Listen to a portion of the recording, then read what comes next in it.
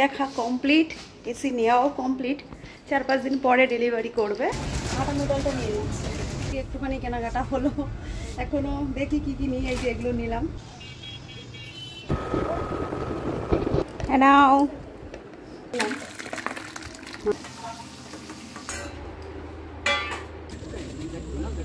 Good morning সবাইকে, আশা করছি তোমরা সবাই খুব খুব ভালো আছো। আমরাও বেশ ভালোই আছি। চলে এলাম আজকে একটি নতুন ব্লগ নিয়ে। এখন ঘড়িতে সময় প্রায় 12টা মতো, আর এখন থেকে আজকের ব্লগটা আমি শুরু করছি। সকালের দিকে আমাদের টিফিন করা সমস্ত কাজবাজ হয়ে গেছে, দুপুরের রান্নার প্রস্তুতি নিয়ে নিয়েছি। আজ নেই রান্নার সেরকম কোনো ঝামেলা, তাই একটু বেলাতেই ব্লগটা শুরু করে দিয়েছি। আর বাইরের দিকে যাই, চলো বাইরের দিকের ওয়েদারটা কেমন আছে তোমাদের দেখায়, আর সবাই কি করছে সেটাও দেখায়। আমাদের ঘর থেকে বেরিয়ে দেখো মেয়েদের ঘরের সামনেটাতে চলে এলাম, আর এখন চলে এসেছে ম্যাম পড়াতে। আজকে স্কুল ছুটি রয়েছে, সেই জন্য সকালবেলাই ম্যাম চলে এসেছে পড়াতে। আজকের দিনটা শুক্রবার, আজ স্কুল ছুটি, কাল শনি, পরশু রবি, আবার সোমবারেও ছুটি রয়েছে। তো শনি রবিবার তো এমনিই ছুটি থাকে, আর সোমবারে আবার ছুটি। তো কয়েকদিন এখন মেয়ের ছুটি রয়েছে, সকালের দিকেই ম্যাম আসবে। রান্নাঘরে চলে এলাম, আর রান্নাঘরে রান্না কি করব সেটা তোমাদের দেখিয়ে দিই। মাছের মুড়ো তোমরা দেখতেই পেলে অনেকটা রয়েছে, আর ওখানে আমি চাল কুমড়ো মেশিনে গ্রেট করে রেখে দিয়েছি। বাইরের ওয়েদারটা তোমাদের দেখাবো বললাম, বাইরের দিকটা দেখো। সকাল থেকেই একদম এরকম রোদ্দুর রয়েছে, আর রয়েছে আজ কিন্তু প্রচণ্ড পরিমাণ গরম। আর অতিরিক্ত গরমের কারণে শরীরটাও সকাল থেকে ভালো লাগছে না। রান্নার ঝামেলা ওই জন্য খুব একটা করবো না ভেবেছিলাম। এপাশে দেখো পর্দাগুলো আমি এখনও খুলিনি, ওরকমই দেওয়া রয়েছে। আর এই নিচেটায় বসে আমি সবজি কাটছিলাম। গরম এত বেশি লাগছে, তাই ভাবলাম সাধারণ রান্নাবান্নার ওপর দিয়েই আজ চলে যাক।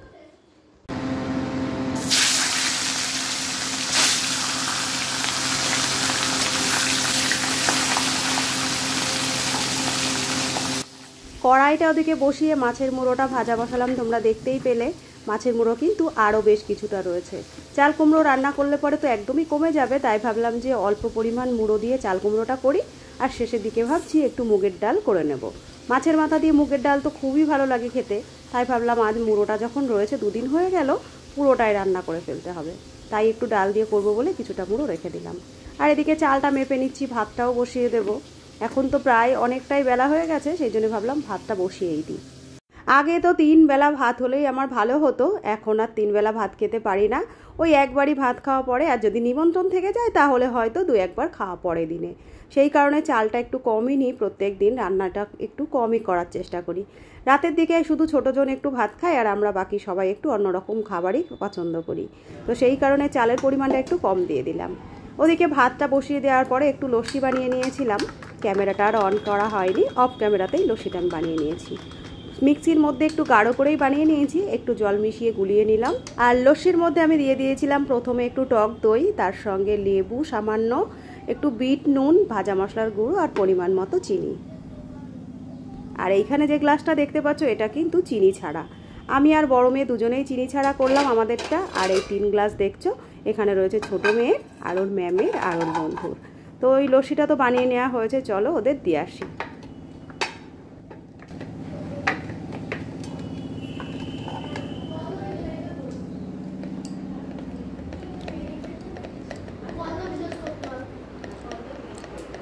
নাও লস্যি ধরো সাইদীপ। হ্যাঁ, এই কমটা স্নিগ্ধ থাকে, দাও।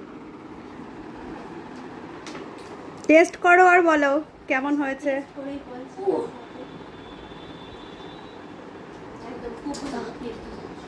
সত্যি ভালো হয়েছে নাকি আমি ভিডিও করছি সেই জন্য?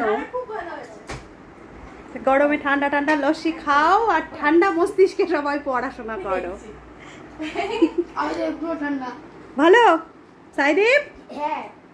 চলো, ওরা ওদিকে লস্যি খাচ্ছে, আর আমারটা ওইদিকে বানানো রয়েছে, আমিও খাই।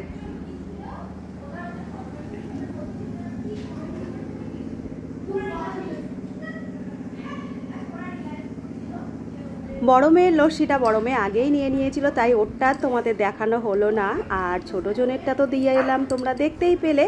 এবারে আমারটা আমি নিয়ে চলে এসেছি বাইরে ব্যালকনিটাতে।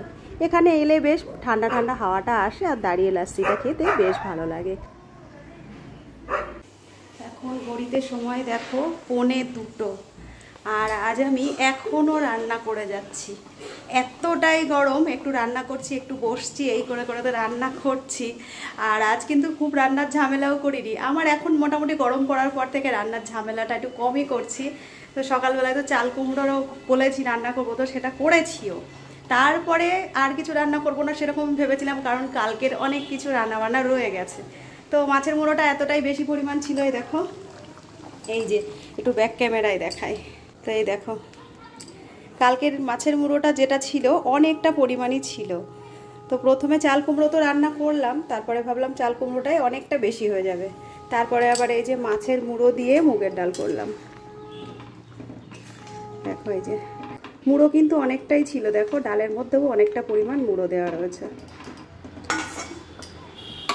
তো এই যে ডালটা তো রান্না হচ্ছে। তো রান্না বান্নার ঝামেলা করবো না করে গরমের জন্য এত বেলা তো করে ফেললাম।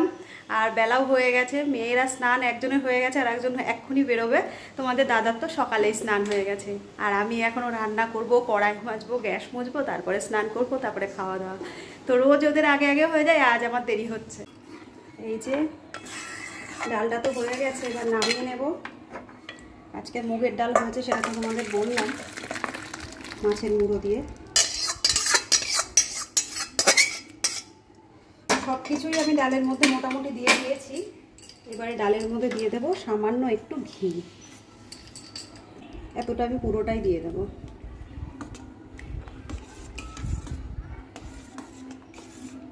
ডালটা তো তোমাদের সামনে আমি নামালাম, কেমন হয়েছে ডালটা জানিও।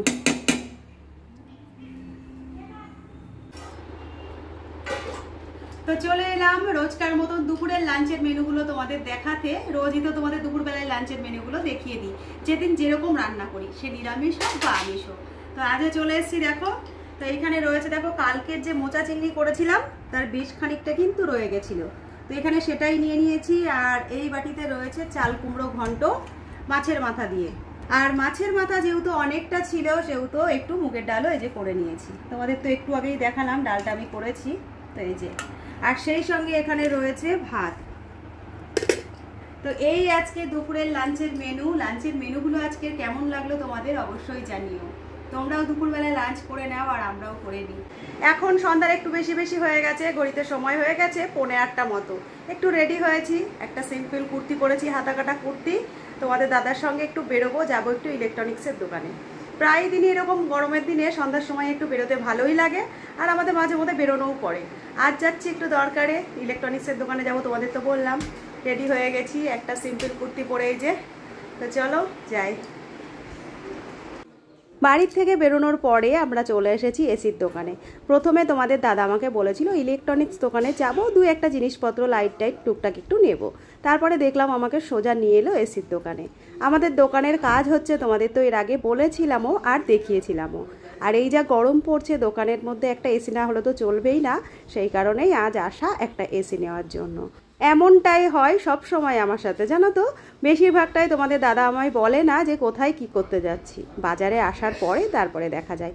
ওয়াশিং মেশিনটা যখন আমরা কিনেছিলাম তখনও কিন্তু সে আমায় বলেছিল না এভাবে যে আমরা ওয়াশিং মেশিন কিনতে আসছি। আজও অনেকটাই সেরকমই ঘটনা ঘটে গেছে। তো যাই হোক, তোমাদের সঙ্গে তো একটু শেয়ার করারই ছিল, সবটাই তোমাদের সঙ্গে যেহেতু শেয়ার করি। তো এখানে অনেক রকম কোম্পানির অনেক মডেলের এসি ছিল। আমরা তো দেখছিলাম কোনটা নিলে ভালো হয়, কোনটা দোকানের জন্য ভালো, কত টন দরকার। দোকানদার এখানে আমাদের সবটাই মোটামুটি বুঝিয়ে দিচ্ছিলেন আর বলছিলেন। যদিও এর আগে আমাদের 2-3টে এসি কেনা হয়েছে, আমাদের দোকানে অলরেডি একটা রয়েছে, আর বাড়িতে 2টো এসি তো লাগানো হয়েছে। তোমাদের দাদা একরকম চিন্তাধারা করেই গেছিল কি ধরনের নেবে। এখান থেকে তো আমরা অনেক রকম এসি দেখলাম, দেখার পরে আমাদের খুব একটা মনের মতো হলো না। তারপরে আমরা চলে এলাম আর এক জায়গায়।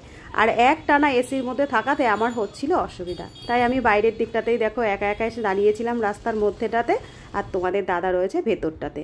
আর আমরা চলে এসেছিলাম এবার আর একটা এসির দোকানে, আর তোমাদের দাদা ভেতরেই দেখাশোনা করছিল।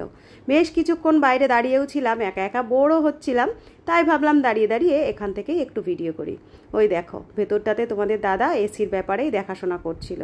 তো দোকানে অনেক দিন হলো কাজ চলছে, জানি না আগামী কতদিন লাগবে এখনও কাজ কমপ্লিট হতে। কাজটা কমপ্লিট হয়ে গেলে তোমাদের আবার অবশ্যই কিন্তু দেখিয়ে দেবো আমাদের দোকানের ভেতরটা কীরকম কী হলো।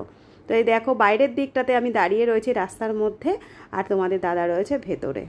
তো ওখান থেকে আমরা অনেকক্ষণ এসি দেখার পরে ফাইনালি তোমাদের দাদার ডাক পড়ে গেছিলো ভেতরে যাওয়ার জন্য। আর আমি ভেতরে এসে আবার একটা কোনায় দাঁড়িয়েছিলাম। তো ওপরটাতে দাঁড়িয়ে বাইরের দিকটাতে তাকাতেই দেখলাম বহুরূপী সেজে রাস্তা দিয়ে যাচ্ছে। তারা নাচ করছিল, কখনো কখনো বা হেঁটে যাচ্ছিল। আমি ওখান থেকেই দাঁড়িয়ে একটুখানি ক্যামেরাবন্দি করে নিলাম আর তোমাদের সঙ্গে শেয়ারও করে দিলাম। তো এরকম রাস্তাঘাটে বেরোলে কিন্তু সচরাচর দেখা যায় না। তো ভাবলাম দেখতে যখন পেলাম একটুখানি ক্যামেরাবন্দি করেই নিই। এদিকে আমার ভিডিও করাও কমপ্লিট হয়ে গেছে আর দেখলাম তোমাদের দাদা ওদিকে বিলিংয়ের যে সব কাগজপত্রগুলো থাকে সেগুলো সব কমপ্লিট করে নিচ্ছে। এসি দেখা কমপ্লিট, এসি নেওয়াও কমপ্লিট। 4-5 দিন পরে ডেলিভারি করবে, মানে আমরা নেব 4-5 দিন পরে। চলো, হ্যাঁ অনেকটা রাতও হয়ে গেছে, এবার একটু ফটো তুলবো এখান থেকে, তারপরে বাড়ির দিকে যাব। চলো যাই। কোনটা জানো? ভিডিও নিয়ে নিলেই হবে না?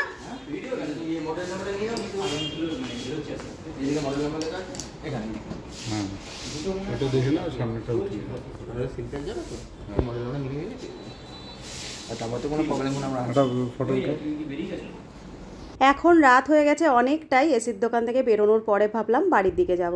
সামনেই ছিল মোড় বাজার। তোমাদের দাদা বলল যে যদি কিছু প্রয়োজন থাকে একবারে নিয়ে নাও। তাই ভাবলাম তোমাদের দাদা তো রয়েছেই, বেশি রাত হলেও বাড়ি যাওয়ার তো কোনো অসুবিধা নেই, যা যা দরকার তাহলে নিয়ে নিই। দুজন মিলেই ঢুকে পড়লাম মোড় বাজারে। আর মেয়ের টিফিনের জন্য সকালবেলায় খুব অসুবিধা হয় জানো তো, ওই জন্য ভাবলাম যে নুডলস টাইপের কিছু নিয়ে নিই। তো এখানে ঢোকার পরে এখান থেকে বরাবরই আমি আটা নুডলসটা নিয়ে থাকি। আজ অনেক দিন পরে এসেছি, একটু আটা নুডলস নিয়ে নিলাম, সেই সঙ্গে একটু বাদাম, মেয়োনিজ, যা যা দরকার মোটামুটি দুজন মিলে দেখে নিয়ে নিচ্ছি। একটা নির্দিষ্ট টাইমে তো মোড় বাজারটা বন্ধ করে দেবে, সেই জন্য ঝটপট নিয়ে নিচ্ছি যা যা আমাদের দরকার ছিল।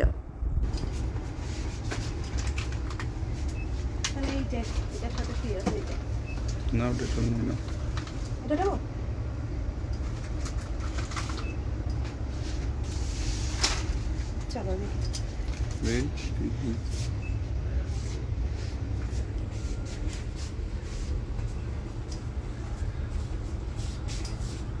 আর কি কিছু নেওয়ার আছে?